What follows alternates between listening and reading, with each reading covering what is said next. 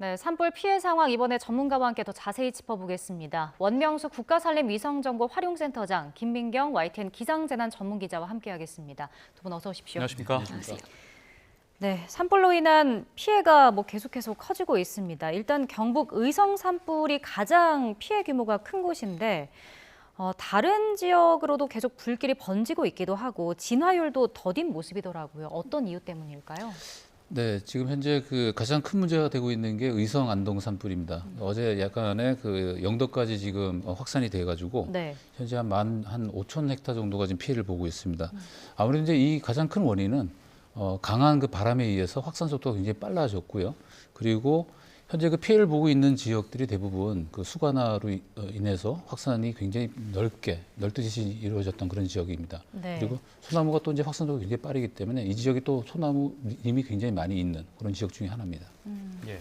지금 정도의 규모의 산불은 이전에도 없었던 거죠?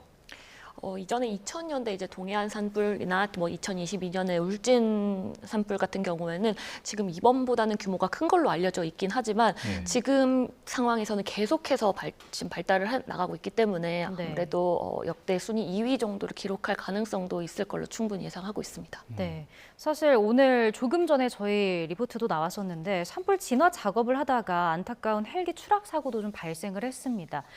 조종사가 지금 사망한 것으로 됐는데 현장 상황이 많이 안 좋았던 것 같은데요.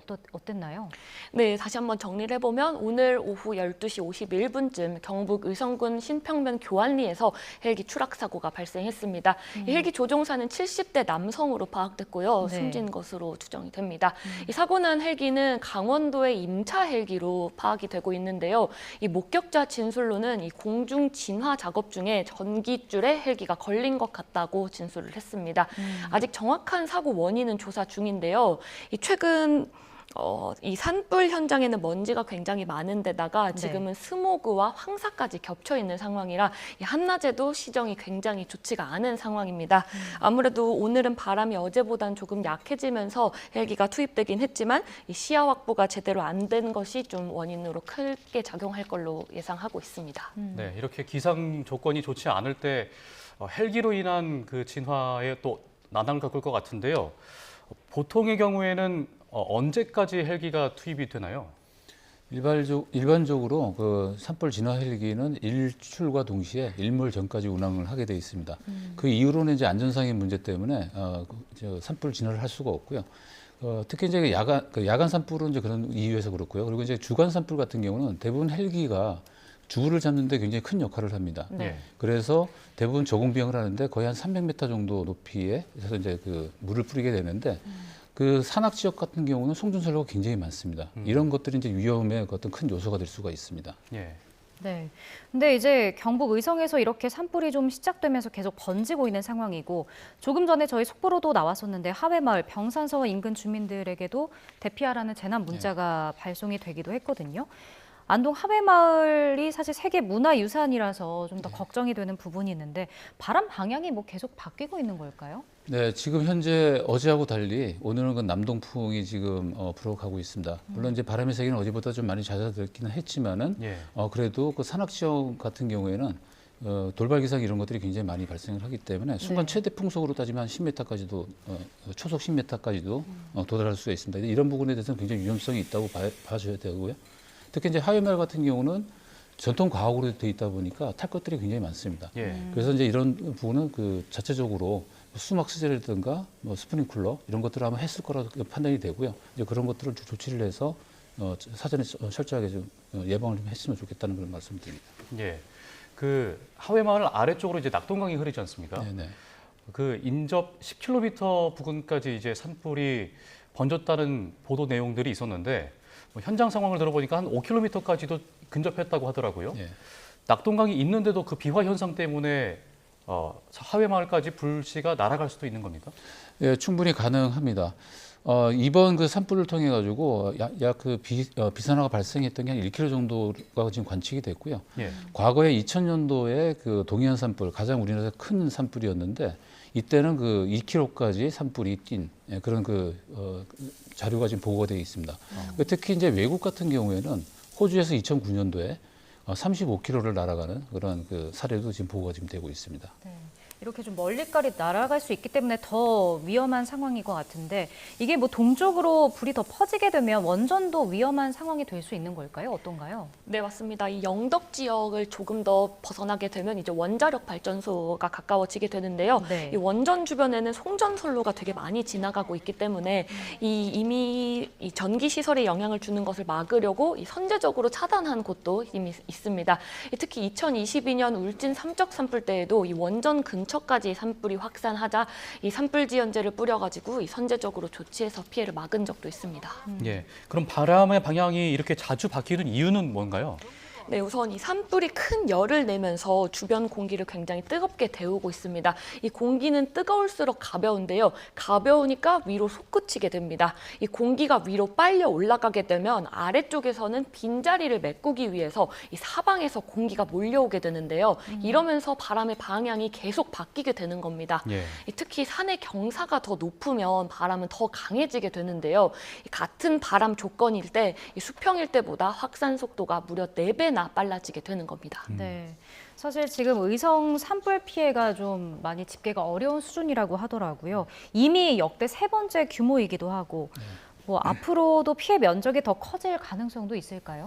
네, 그 현재 계속 확산이 되고 있기 때문에 커질 가능성은 매우 높습니다. 지금 그 현재 그 의성 산불 같은 경우 역대 한 15,000 그 헥타면은 역대 3번째인데 지금 현재 그 저희가 위성 영상 이런 것들을 지금 종합 분석을 지금 하고 있는데 네. 그 현재 그 화산 산불의 그 영향구역 안에도 타지 않은 지역들이 꽤 있습니다. 근데 그런 것들을 정밀 저희가 조사를 해가지고 나중에 그거는 발표를 할 그런 계획이 있습니다. 예. 그 지역마다 진화율이 또 차이를 보이던데 지형적인 요인이 또 작용하는 거겠습니까? 네, 그렇습니다. 그 아무래도 산악 지역 같은 경우는 그 기상 조건이 시시각각으로 이제 변하는 것들이 굉장히 많습니다. 그래서 그 진화율에 굉장히 어려운 점이 있고요. 그리고 이제 헬기 진화가 이제 야간에는 이제 그 헬기 진화를 할 수 없다 보니까 야간에는 그 진화율 자체가 빠르게 상승하지 못하는 그런 경우가 있습니다. 그래서 거의 다포 상태라고 할 수가 있고요. 지금 일출과 동시에 진화를 위해서 그 공중 헬기가 뜨게 되면은 그때 속도가 좀 속도를 좀 내지 않을까 그렇게 생각을 하고 있습니다. 예. 네. 그리고 또 근방에 이제 침엽수가 많아서 이게 불이 확산하기가 더 쉬운 환경이 되는 것 아닌가요?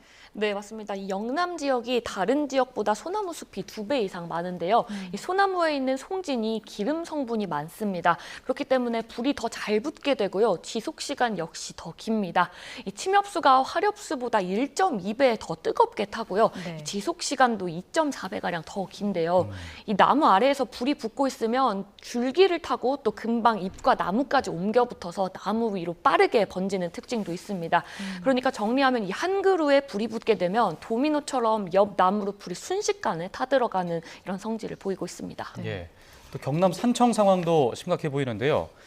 지리산 국립공원 인근까지도 불길이 한때 퍼졌었는데 낙엽층이 또 두꺼워서 불길을 쉽게 잡기 힘든 지역이라고 하더라고요. 예, 일단 그 과거에 비해서 녹화가 성공을 하다 보니까 상당히 밀도도 이제 굉장히 빽빽하게 되고요. 그리고 낙엽이 굉장히 많이 쌓여 있습니다. 그래서 그 낙엽이 많다는 얘기는 결국 양쪽은 열 에너지를 더 많이 낼 수 있다는 거거든요. 예. 그러니까 이제 굉장히 위험한 상태고요.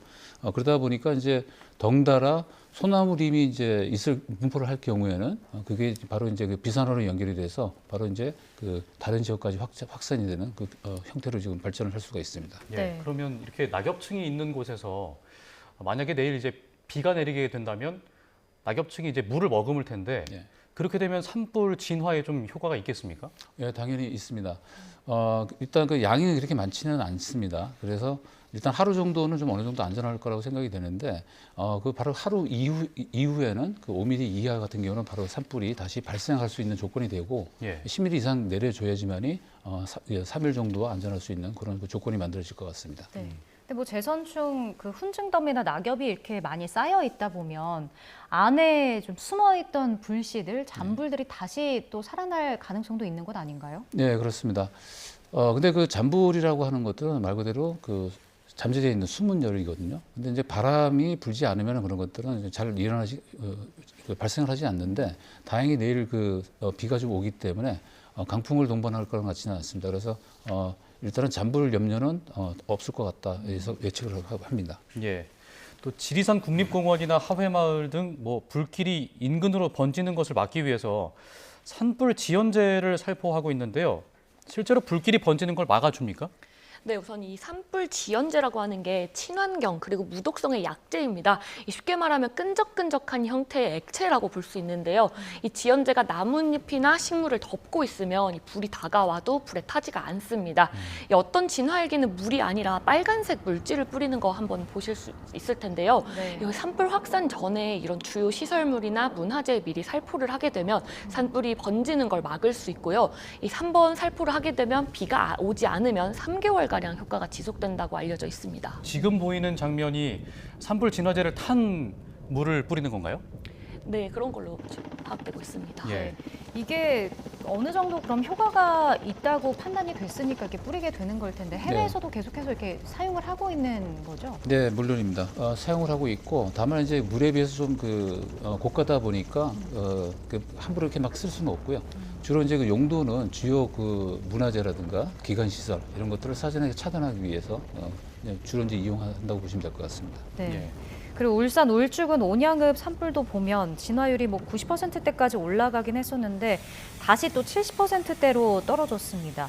이게 역시 뭐 바람 때문일까요? 네, 그렇다고 보시면 됩니다. 그리고 이제 오늘 그 오후에 그 헬기 사고로 인해서 그 헬기가 이제 운항을 좀 재개하지 못하는 경우가 있습니다. 물론 지금 이제 모두 재개를 하지만은 그때 상당 부분 바람에 의해서 영향도 있었고 헬기가 운영을 하지 못하다 보니까 진화율이 떨어질 수밖에 없는 그런 현상이 있었습니다. 예. 또 이번 산불을 잡기 힘든 이유가 강풍을 타고 또 불씨가 수십 미터를 날아가는 그 비화 현상 때문이라고 하더라고요. 이게 도깨비불이라고 부르나요? 네, 그렇습니다. 일반적으로 도깨비불이라고 하는데 이거는 그 도깨비불 자체는 말 그대로 이제 소나무림에서 가장 많이 발생을 합니다. 그러니까 화력수림에서는 그 위에 그 상층에 탈 게 없다 보니까 전혀 발생이 되지가 않고요.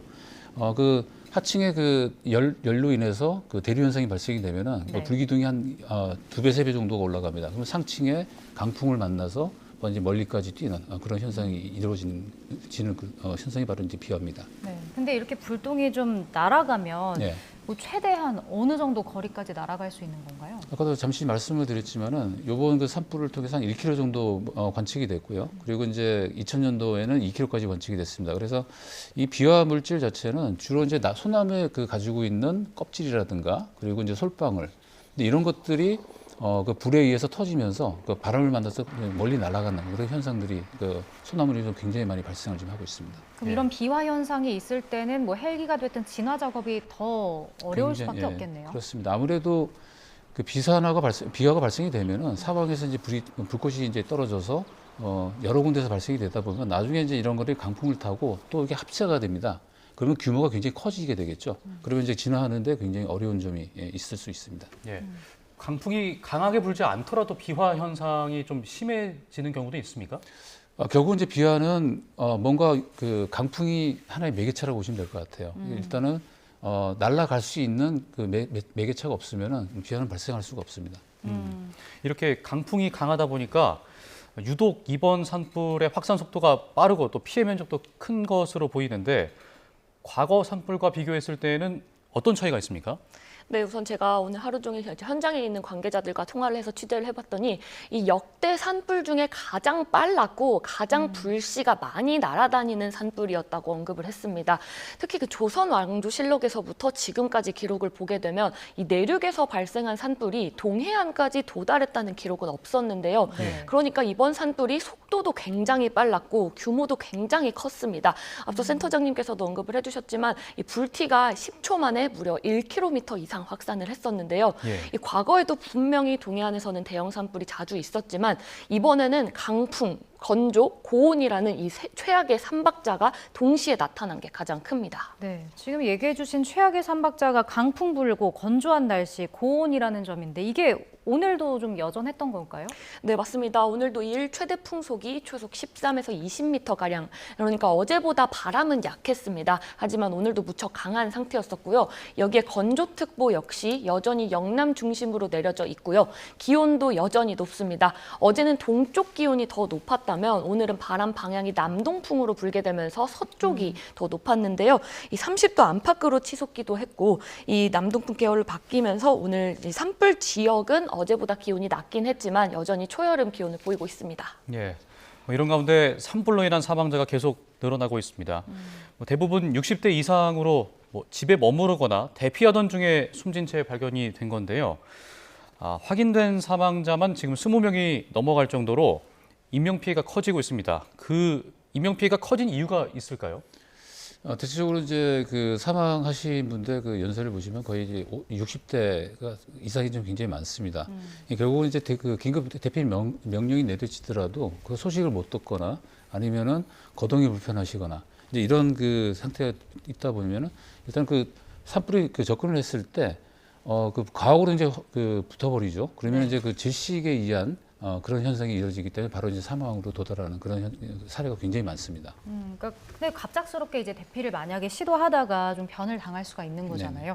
그럼 이럴 때는 어떻게 해야 될까요? 결국 이제 그 주위의 도움을 좀 받으셔야 될 것 같고요. 그리고 이제 그 주위의 도움을 받을 수 없는 분이라고 하면은 결국 이제 직접 그 해결을 하셔야 되는데 네. 이럴 경우에는 뭐 긴급 문자도 못 받았고 그러면 이제 주변에서 그 열기가 산불이 내려온다 그러면 밖으로 빨리 대피를 하셔야 됩니다. 그래서 일단 그 안전한 그 광활한 지역이라든가 주변에 업무할 수 있는 그런 지역을 좀 찾아서 대피를 네. 하시는 게 가장 좋겠다고 생각이 됩니다. 그러니까 사실 지역을 보면은 고령 그 어르신들이 많을 수밖에 없잖아요. 그러니까 재난 문자를 받아도 자력으로 좀 대피하는 게 어려울 때가 많은데 그러면 산불이 번지기 전에 좀 안전 지역으로 주민들을 미리 지자체에서도 대피시키는 게 중요할 수밖에 없겠네요. 네, 유도를 하게 돼 있고요. 그리고 이제 아무래도 그 진화 대원이라든가 이런 분들이 산불을 끄기 위해서 이제 그 활동을 하는데 이제 그럴 때 제일 먼저 소방차가 하는 일이 민가 보호가 1순위입니다. 그래서 이제 그런 지역에서 안에 사람이 있는지 없는지를 먼저 확인을 하고 이제 그런 것도 조치를 사전에 이제 하는 경우가 굉장히 많습니다. 네, 지금 화면으로는 이 시각 경북 의성군 인평면의 모습을 보고 계십니다. 예, 의성군 안평면입니다. 네, 지금 차량은 좀 통제가 되고 있는 상황이고요. 화면 중앙과 좌측을 보면 아직까지 산에서도 좀 불길이 좀 치솟고 있는 모습이 보이고 위로도 연기도 조금씩 나고 있는 모습이 보입니다. 현재 도로는 교통 통제가 된 상황이고 계속해서 아직 좀 산불이 일어나고 있네요. 아직 진화 작업이 다 되지는 않는 상황이네요, 역시. 네, 그렇습니다. 지금 화면으로 보시면은 어제하고는 좀 다른 양상인 것 같습니다. 지금 네. 보시면은 바람이 일단은 상당히 부분 좀 많이 잦아들어 있는 상황이고요. 그래서 지금 확산 속도는 그만큼 이제 떨어질 것이고요. 그래서 네. 이제 지금 야간에는 무리하게 그 주부를 잡는 것보다는 그 민가 주변 쪽에 더 이상 확산되지 않게끔 일단 방어를 하고요. 그리고 대피가 우선이기 때문에 주민들에 대한 어떤 대피 명령 그리고 가옥 주변에 안전시설 이런 것들이 있다고 하면 빠르게 이제 그 유도를 하셔가지고 신속하게 대피하는 게 가장 급선무라고 보시면 될 것 같습니다. 예, 지금 실시간으로 보여드리고 있는 이 장소가 22일에 시작된 산불이 자세째 번지고 있는 건데요. 지금 보시는 장면은 청송 주황산 국립공원입니다. 어제부터 불길이 번지기 시작해서 지금도 시뻘건 불길이 보이는데요. 이렇게 지금 일몰 상태에서 진화 작업을 하게 된다면 지상 진입으로 진화를 해야 되겠죠? 예, 가장 그 좋은 거는 이제 그 산악 지역에 보면은 그 산림 도로라고 있습니다. 임도라고 이제 일반적으로 얘기하는데 그 임도의 역할은 산불 재난을 예방하기 위한 그런 역할도 하고 그리고 이제 산림 자원을 관리하기 위한 역할을 하는데 이 산불이 발생이 됐을 때는 이 그 산림 도로가 굉장히 큰 역할을 합니다. 아무래도 중간에 차단 역할도 하고 그리고 이제 그 진화차라든가 특수 진화차 그리고 다목적 차량 이런 것들이 다닐 수 있기 때문에 진화 속도를 진화율을 높이는 데는 큰 한몫을 하는 그런 시설이라고 보시면 될 것 같습니다. 네. 예. 사실 소방당국과 뭐 주민들이 마을 안에 이제 뭐 가옥에 이렇게 물을 뿌리는 작업을 하기도 한다고 그러더라고요. 주변에 좀 물을 뿌리는 게 확실히 도움이 되는 걸까요? 어느 정도 도움이 되고요. 특히 이제 문화재 주변 같은 경우에는 그 수막 시설이라고 해서 불이 접근을 하면은 자동으로 스프링클러가 작동하는 그런 형태인데요. 네. 상당히 큰 도움이 되고, 근데 물을 뿌릴 때 보면은 그 지붕이라든가 이런 쪽에 이제 그 많이 뿌리시는데요. 대부분이 그 주변에 그 안전 화기 시설 같은 거 이런 것들은 바로 제거를 하시고 네. 그리고 이제 탈게 그 가연성 물질 이런 네. 쪽에다 먼저 그 물을 뿌려가지고 그런 것들을 미리 좀 사전에 조치를 하시는 게 더 급선무입니다. 그러면 산과 인접해 있는 주택 같은 경우에는 주택에도 물을 뿌리는 게 중요한가요? 예, 인접한 경우에는 일단 물을 뿌리는 게 좋은데 과연 그 정도 물을 하기에는 굉장히 시간적으로 부족할 수도 있습니다. 네. 그래서 일단 그 상과 주택가하고 인접거리가 좀 넓지 않다 그러면은 일단은 대피가 급선무고요. 그리고 이제 복사열에 의해 가지고 물을 뿌리더라도 이게 그 화재로 연결되는 경우가 굉장히 많습니다. 그래서 대피가 가장 급선무입니다. 네, 사실 산불이 지금 일주일 가까이 이어지면서 진화대원들의 피로도도 커지고 있고요. 앞서 보셨지만 그 오늘 사망한 조종사도 70대였습니다. 어떻게 보면 고령화 문제가 제기될 수밖에 없는데 혹시 이런 부분에 있어서 어떤 대책이 나와야 된다고 보시나요? 뭐 충분한 그 휴식과 그리고 이제 지금 그 지상 인력 그리고 이제 공중 진화 인력 이런 조종사분들이 지금 한 5일 내지 한 6일 정도에 계속해서 그 진화 작업을 지금 벌이고 있습니다. 그래서 근데 그 규정상에 하루 8시간 이상을 반드시 그 운항을 못하게 지금 돼 있고요. 그래서 이제 이런 그 충분한 규정이 있기 때문에 충분히 휴식과 그리고 체력을 확보를 한 상태에서 앞으로 계속 이런 것들은 그 지켜나간다 그러면은 안전사고에는 크게 문제가 없지 않을까 생각이 됩니다. 예. 그리고 또 내일 전국적으로 비 예보가 있는데요. 강수량이 많지는 않다면서요? 네, 맞습니다. 오늘 늦은 오후에 제주도부터 비가 시작됐고요. 이제 밤에 남해안에 확대되고 내일은 전국에 비가 내릴 걸로 보입니다. 이 산불 현장인 영남 지방에는 내일 정오쯤부터 비가 내릴 걸로 보이는데요. 이 양이 전국에는 5에서 20mm지만 이 경북 지역에는 5mm에 그칠 걸로 보입니다. 이 양이 무척 적은데요. 하지만 이 산불 강도와 확산 속도를 누그러뜨리는 데엔 확실히 효과가 있을 걸로 보입니다. 이 산불 현장에서는 굉장히 귀중한 단비가 될 걸로 보이는데요. 네, 하지만 이후에는 이제 비 예보가 당분간은 없는 상황입니다. 이 4월 초, 그러니까 식목일과 청명, 한식쯤이 1년 중에 산불이 가장 많이 발생하는 때인 만큼 이번 잠깐 단비 효과가 있더라도 당분간은 계속 산불 위험에는 주의를 당부해야 될 것 같습니다. 알겠습니다. 두 분 말씀은 여기까지 듣겠습니다. 지금까지 원명수 국가산림위성정보 활용센터장 김민경 기자와 함께했습니다. 고맙습니다. 고맙습니다.